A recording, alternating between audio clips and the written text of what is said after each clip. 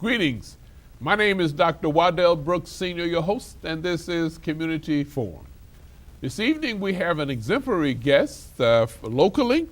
His name is Quentin Whitehead, Sr.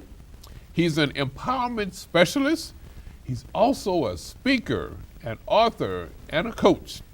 And we're going to be talking this evening about individual empowerment.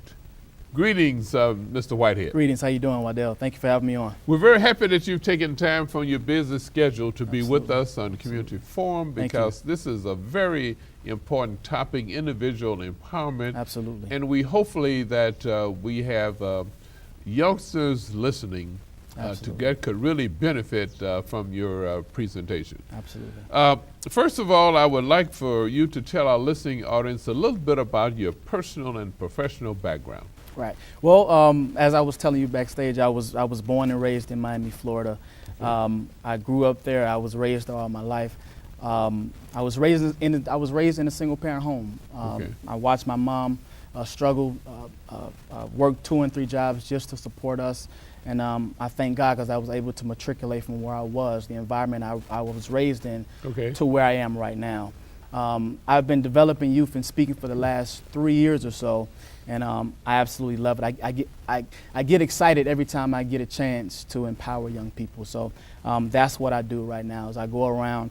I've traveled extensively, empowering young people for success. Mm-hmm. Do you feel that mobility was one of the successful criterion in your successful venture? Absolutely, absolutely. I mean, going from Miami, where I started, to Maryland, where I was able to develop some business there, and then also from Maryland to here, I was able to, develop business here, and then also empower young people here as well. So absolutely.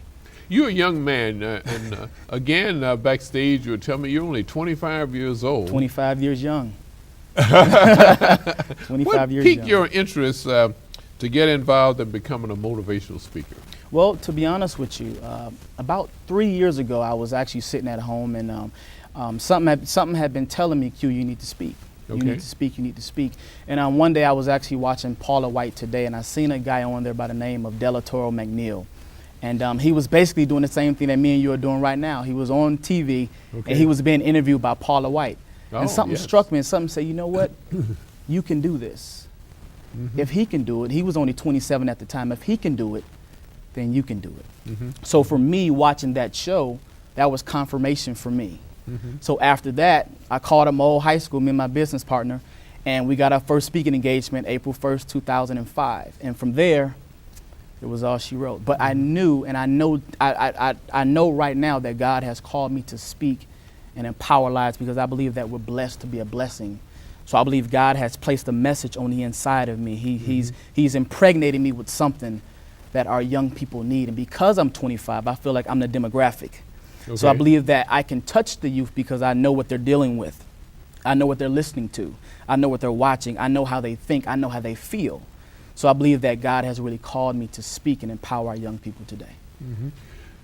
Is there a solution for educating black males? Solution for educating black males. I mention that because even though blacks are only 14% of the nation's population, we have the group between 17 to 24 young black males are occupying about 75 to 80% of the prison population. Right. And I'm wondering, is education the key? Absolutely, education is the key. But I think, Mr. Brooks, that is not just education in the classroom. I think that is education also personally as well. And what I mean by that is that our young men and also young women, they're watching a lot of videos. They're listening to a lot of music. They're watching, professional basketball players or football players, and that's what they aspire to be. So a lot of times when they can't be that, or when they don't achieve that, then they allude to the streets, or they allude to something else that's not productive. So, obviously education in the classroom is extremely important, but I believe you have to educate yourself as a person as well.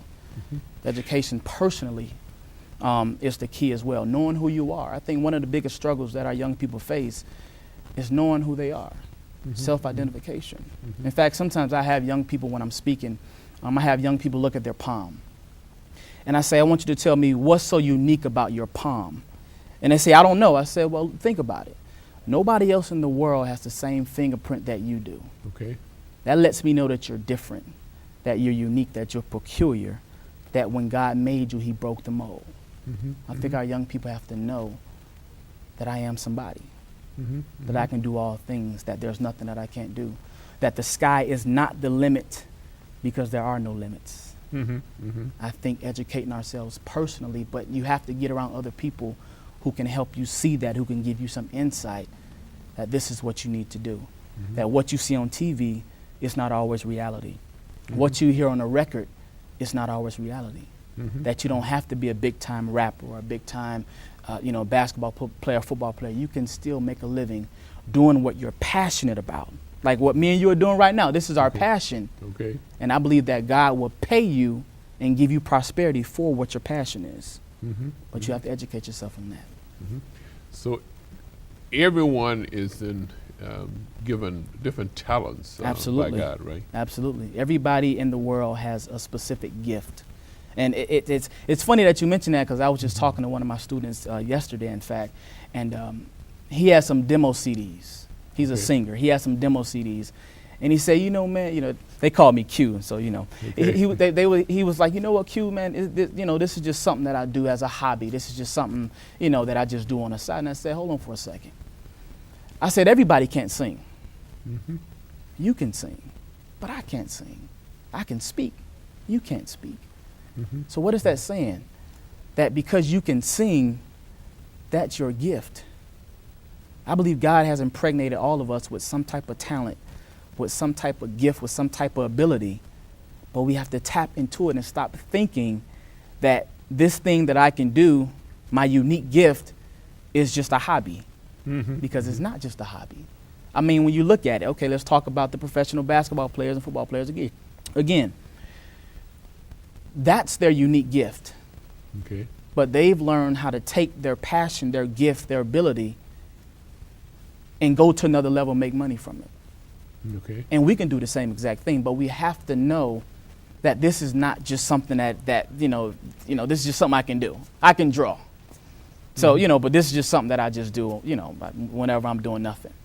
But I want to let young people know that you can take that gift that everybody can't do and utilize that for something great. I believe that if young people define what their gift really is, Mr. Brooks, we won't have so many that's incarcerated, because I'm utilizing my gift. We won't have so many that's selling drugs or think that they have to sell drugs, or that's even on drugs, or whatever the case may be, being unproductive, being in the streets. If you define what your gift is, then I believe that we won't have so many young men, young black men locked up or incarcerated or doing unproductive things, because now I'm walking and I'm utilizing what my gift really is. But we have to tap into it, and we have to know this, because somebody said that we don't know what we don't know. And because we don't know what we don't know, we don't grow. So our young people can't grow because they don't know what they don't know. I can understand why Mike Warren had the bestseller of the Purpose-Driven Life. Right. You sound like you have read that book on Purpose-Driven Life. I have. So that's exactly what he's covering. Absolutely.